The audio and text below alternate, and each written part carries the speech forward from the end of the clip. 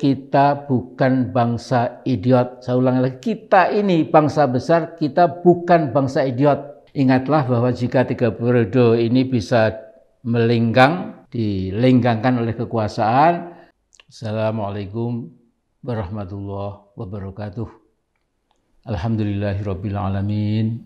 Wassalatu wassalamu ala asyrafil anbiya'i wal mursalin wa ala alihi wa sahbihi ajma'in, amma ba'd.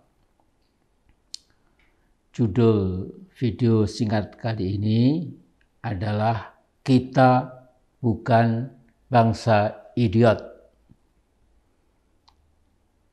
Nah, pada 10 November 1961, Bung Karno berpidato dalam peringatan Hari Pahlawan yang ke-16 di Jakarta. Kemudian pesan Bung Karno yang terus dikenang oleh bangsa Indonesia adalah, perjuanganku lebih mudah karena mengusir penjajah, tetapi perjuanganmu akan lebih sulit karena melawan bangsamu sendiri. Jadi saya ulangi, perjuanganku, kata Bung Karno, lebih mudah karena mengusir penjajah, tetapi perjuanganmu akan lebih sulit karena melawan bangsamu sendiri. Nah, bila kita membaca perkembangan politik nasional 2-3 tahun belakangan ini, kekhawatiran Bung Karno itu kini sudah kita rasakan dengan begitu jelas dan makin memprihatinkan.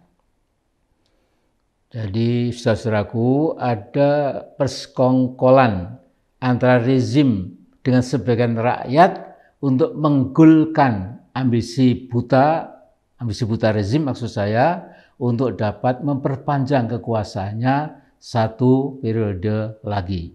Nah, meski ambisi ini menabrak aturan main konstitusi secara tanpa adab dan ugal-ugalan, itu konstitusi akan diinjak-injak sesuai selera jahat mereka. Nah, sekitar 2 tahun yang lalu, saya sudah mencoba mengingatkan bahwa ada upaya sistematik dari pihak rezim untuk berkuasa 1 periode lagi. Alasannya berbagai macam, tentu dapat dicari-cari. Misalnya dimulai dari puja-puji pada Pak Jokowi yang memang sudah sangat berlebihan.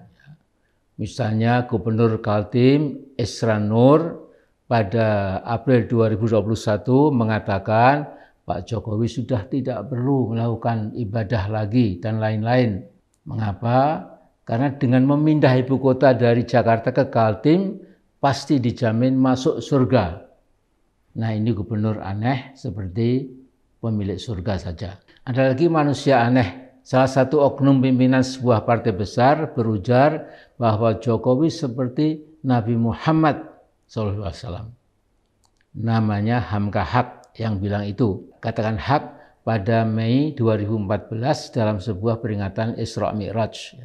Ada lagi oknum ketua sebuah partai besar yang lain, yaitu Mas Rohmin Dahuri, yang mengatakan Jokowi seperti Umar bin Khattab. Mengapa? Karena kata dia sama-sama dekat dengan rakyat. Ada juga intelektual prostitut yang aneh dari Singapura yang mengatakan Jokowi adalah presiden paling baik yang pernah dimiliki Indonesia. Nah, akibatnya tentu Pak Jokowi merasa yakin, ya saya memang hebat. Tentu ini bolah-boli sajalah ya. Walaupun kedengaran lucu tetapi masih oke-oke saja.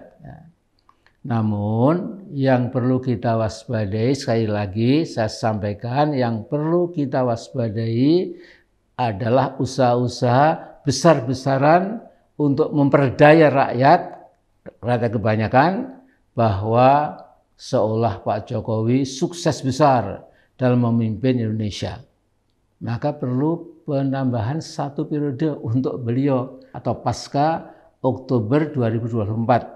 Nah, caranya bermacam-macam. Ya, misalnya para surveyor seolah berlomba meyakinkan publik bahwa tingkat kepuasan publik Pak Jokowi, achievement-nya itu masih cukup tinggi. di atas 70% sampai 76%.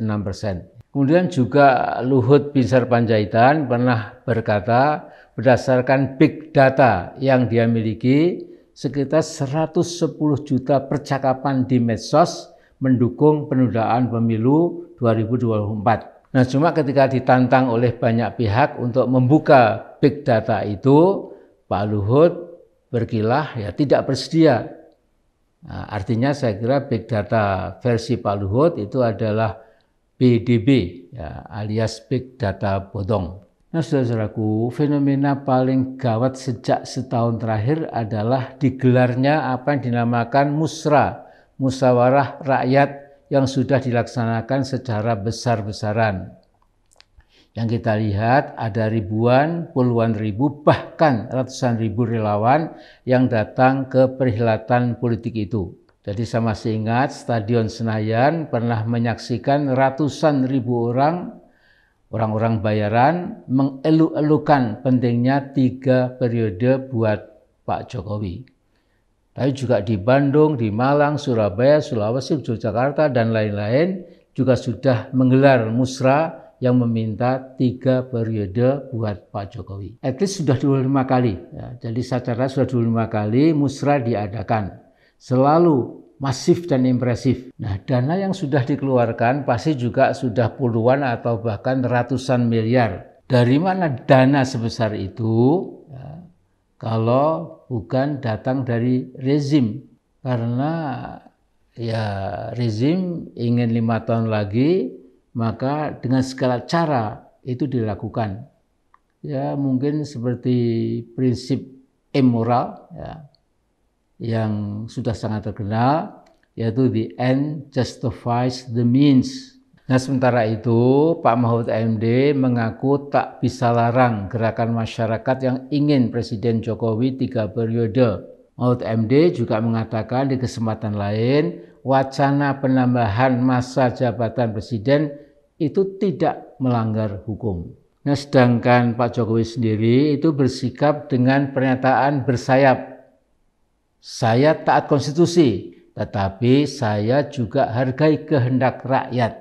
Nah, kita tidak bisa lagi percaya pada DPR RI, DPD RI, MPR RI, karena mayoritas mutlak sudah masuk ke saku Pak Jokowi.